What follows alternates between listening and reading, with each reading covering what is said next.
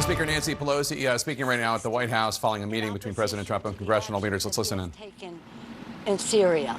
It calls upon the president to urge the Turks to exercise restraint, for us to have humanitarian assistance to some of the Kurds. Children are being killed there. And very, very importantly, and most importantly, it asks for a clear plan on how we're going to fight ISIS. I think that vote, the size of the vote, more than 2-1 of the Republicans voted to oppose what the president did, probably got to the president because he was shaken up by it. And that's why we couldn't continue in the meeting, because he was just not relating to the reality of it. Again, we are proud of our men and women in uniform. Those who have been in Syria have conducted themselves in a way that makes us all very proud. And I conveyed that to the chairman of the Joint Chiefs. We had some questions about ISIS, and I'm going to defer to distinguished leader from New York, well, from the Senate from New York, who focused on ISIS in the meeting. Mr. Leader. Yeah, thank you, Speaker, and thank you, Leader Hoyer. I told the president that being from New York, as he was, we're particularly aware of the problems, the terrorism that an organization like ISIS can create.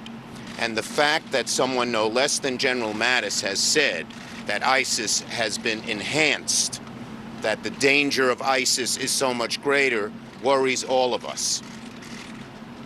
I asked the president what his plan was to contain ISIS. He didn't really have one. He said the Turks and the Syrians will guard the ISIS prisoners.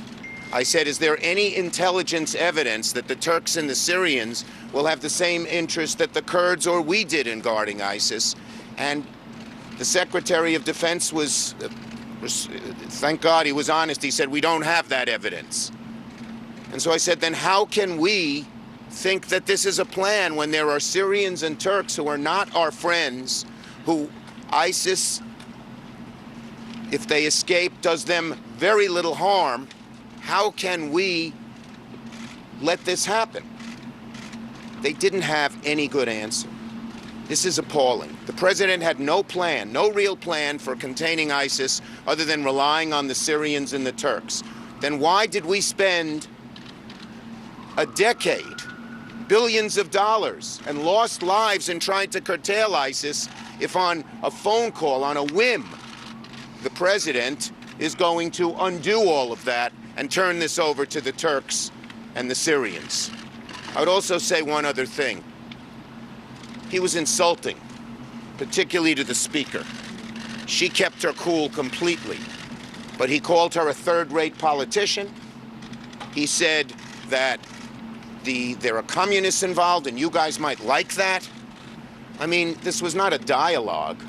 It was sort of a diatribe, a nasty diatribe, not focused on the facts, particularly the fact of how to curtail ISIS, a terrorist organization that aims to hurt the United States in our homeland.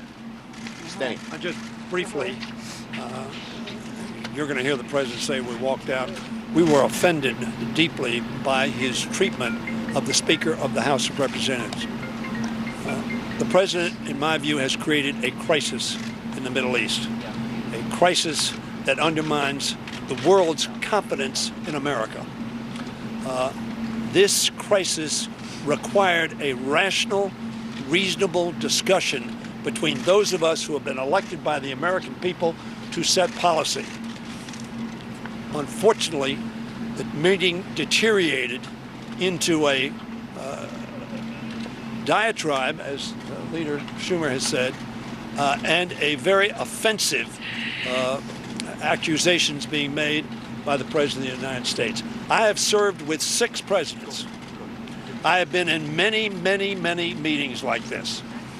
Never have I seen a president treat so disrespectfully a co-equal branch of the government of the United States. I'll yield to the Speaker and to the leader for questions.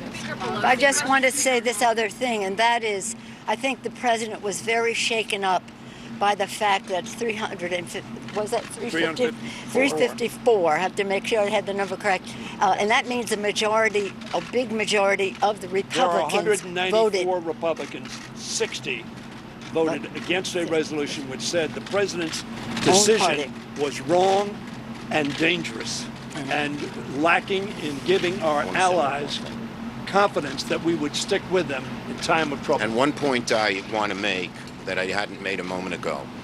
So Leader McConnell said he thought the president's decision was wrong. He said it in strong terms.